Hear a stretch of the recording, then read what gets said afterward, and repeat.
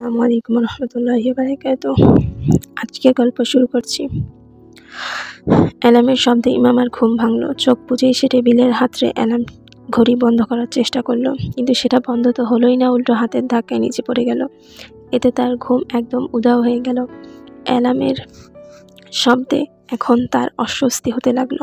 সে বিরক্ত হয়ে উঠে বসল, টেবিল ল্যাম্প জ্বালিয়ে কম্বল সরিয়ে বেরিয়ে এলো, আর অমনি কাঁপতে শুরু করলো। এমন প্রচণ্ড শীত, তাই পায়ের দিকে হাত বাড়িয়ে পশমি শালখানা খুঁজতে লাগলো, কিন্তু সেখানে পেল না। নিচে কার্পেটের দিকে উকি দিল, সেখানেও পেল না।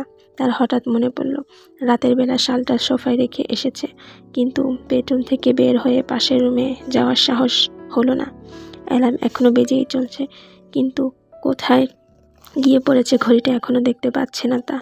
সে এখন আরও বিরক্ত হচ্ছে। হঠাৎ কি মনে পড়তেই সে সালারের বিছানার দিকে তাকায়। সেটা একদম ফাঁকা। মুহূর্তেই তার মনে পড়ে গেল এখন সে কোথায়। নিমিষে বিরক্তি ও অ্যালার্মের শব্দের দুটোই উধাও হয়ে গেল।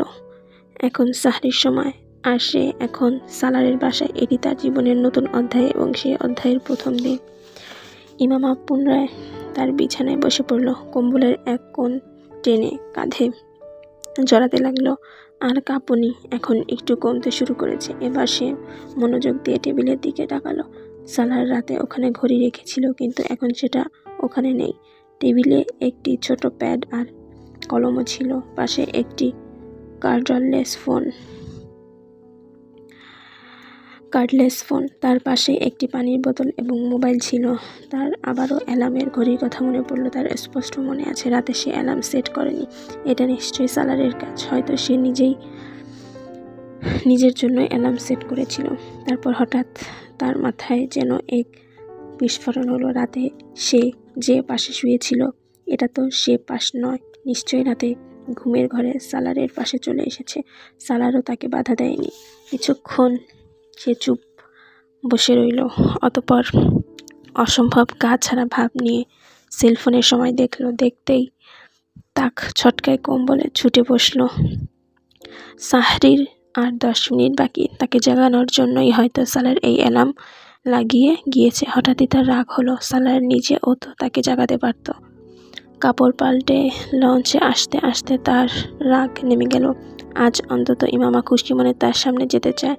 রেস্ট রুমের ডাইনিং টেবিলে সাহরি রাখা হয়েছে। ইমামা দ্রুত কিচেনে গেল প্লেট আনতে, কিন্তু সিঙ্কে দুজন মানুষের এঁটো প্লেট দেখে সে স্তম্ভিত হয়ে গেল। এই খাবার নিশ্চয়ই ফুরকানের বাসা থেকেই এসেছে, আর সালার ফুরকানের সাথে বসেই খেয়ে নিয়েছে। সে শুধুই এটা ভেবে খুশি হয়েছে যে আজ সালারের বাসায় প্রথম সাহরি, সে হয়তো তার সাথেই খাবে, কিন্তু সে আগেই খেয়ে নিয়েছে।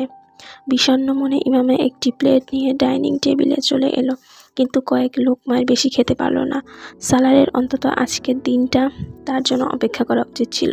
একসাথে বসে খাওয়া উচিত ছিল। এমন ব্যবহারে ইমামা সত্যি কষ্ট পেয়েছে। তাই কয়েক লোকমা খেয়েই বিষণ্ণ মনে সব এঁটো বাসন উঠাতে থাকলো।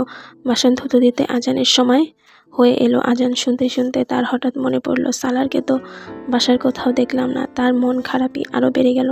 বাসনগুলো সিঙ্কে ফেলেই সে বাইরে চলে এলো। সব রুমে খুঁজে খুঁজে দেখলো, কোথাও সালারকে পেল না। হঠাৎ কিছু একটা মনে পড়তে বাহিরের দরজার কাছে গেল। দরজা তালা দেওয়া, কিন্তু ডোর চেন সরানো। সে নিশ্চয়ই বাসায় নেই, ইমামা ভাবল, কিন্তু কোথায় গেছে? এ নিয়ে ইমামা আর মাথা ঘামালো না। ইমামার মন খারাপই আরও বেড়ে গেল। আজ বিয়ের পর দিন, আর আজকের দিনেই সালার তাকে একা বাসায় রেখে কোথাও চলে গেল। বলেও গেল না। গত রাতে সালারের কথা বলা সব কথা এখন তার কাছে মিথ্যার গণ্ডি মনে হচ্ছে। ভাবতে ভাবতে পুনরায় কিচেনে ফিরে এলো সে। ভীষণ বিষণ্ণ মনে সিঙ্কের বাসনগুলোর দিকে একধানে তাকিয়ে রইল অনেকক্ষণ। সে সালারের প্রিয়তমা থেকে এখন স্ত্রী হয়েছে, কিন্তু তা তো আর 2-1 দিনেই হয়নি। আদর আবদার রক্ষা না করুক, খোঁজ খবর তা রাখবে অন্তত। কথাটা ভাবতেই তার মনে কষ্ট আরও বেড়ে গেল। কয়েক ঘন্টার মধ্যে কিভাবে একজন মানুষ এমন পাল্টে যায়, অথচ রাতেই তো সে কত কথা বলল। তার বিষণ্ণতা বেড়েই চলল। সে নিশ্চয়ই এসব মিথ্যা বলেছে, আর নয়তো একটু হলেও সে খেয়াল রাখতো আমার। তার বিষণ্ণতা এখন যন্ত্রণায় রূপ নিচ্ছে। ইমামা নামাজ পড়ে বসে আছে, অথচ সালারের কোনো হদিশ নেই। তার একটু চিন্তা হতে লাগলো, নামাজ পড়তে গেলে তো এতক্ষণে ফিরে আসার কথা। ভাবতে ভাবতে ইমামা ঝাঁকিয়ে এই দুশ্চিন্তা মাথা নিয়ে ঝেড়ে ফেলে চুপচাপ শুয়ে পড়ল। সালার অনেকক্ষণ পর বাসায় ফিরে দেখলো ইমামা গম্ভীর ঘুমে নিমগ্ন। বেডরুমের লাইট অফ, হিটার অন। সে আর ফুরকান সবসময় ফজরের নামাজের অনেক আগেই মসজিদে চলে যায়। ওখানে গিয়ে বসে বসে তেলাওয়াত করে, তারপর ফজর পড়ে এই ভবনেই জিমে যায়। সেখানে ঘন্টাখানেক আউটিং করে বাসায় ফিরে। কিন্তু আজ আমনার ইমামা হয়ে যাওয়ার গল্প বলতে বলতে ফিরতে অনেক দেরি হলো।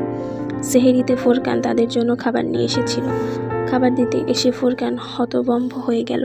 গত রাতে সালারের ওসব কথা সে তার মানসিক চাপের ফলে আবুল তাবুল কিছু মনে করেছিল, কিন্তু না, সালার তো এখন মানসিক ঠিক আছে, রীতিমতো খেয়ে চলছে। এমন স্বাভাবিক আচরণ দেখে ফুরকানের অস্বাভাবিক ঈর্ষা হলো। ঈর্ষা করা ছাড়া আর কি বা করার ছিল তার। ফুরকানকে চুপচাপ তার দিকে ভাবে তাকিয়ে থাকতে দেখে সালার জিজ্ঞেস করলো, কি হয়েছে?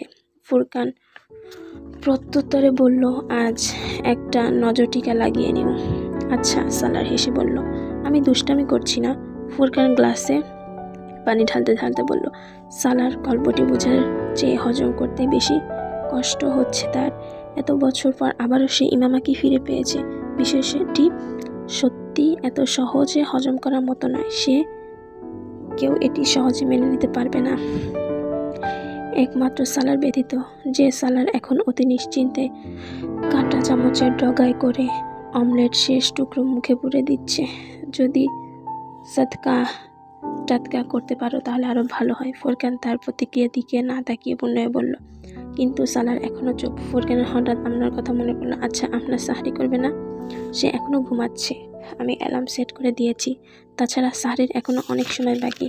সালার একটু উদাসীনভাবেই বলল। ফুরকান তার এমন উদাসীন জবাবে হতভম্ব হয়ে চোখ বরাবর তার দিকে তাকিয়ে রইল। সালার এবার একটু রেগে গেল। এবার থামো ফুরকান, এভাবে চোখ বড় বড় করে দেখা বন্ধ করো। তুমি খুব নেককার মানুষ সালার, আল্লাহ তাআলা তোমার প্রতি অনেক সন্তুষ্ট। অমলেটের আরেকটি টুকরো খেতে খেতে সালার থমকে গেল। তার ক্ষুধা যেন হুট করেই উবে গেল। আরেকটি কথাও বলল না, চুপচাপ প্লেট নিয়ে কিচেনে চলে গেল।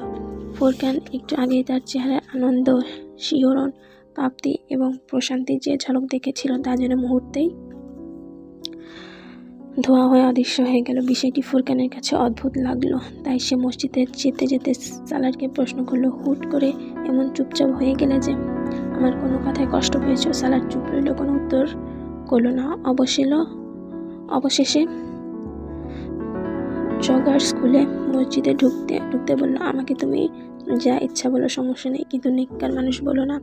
জবাবে ফুরকান কিছুই বলল না। সালার ততক্ষণে মসজিদে ঢুকে পড়েছে।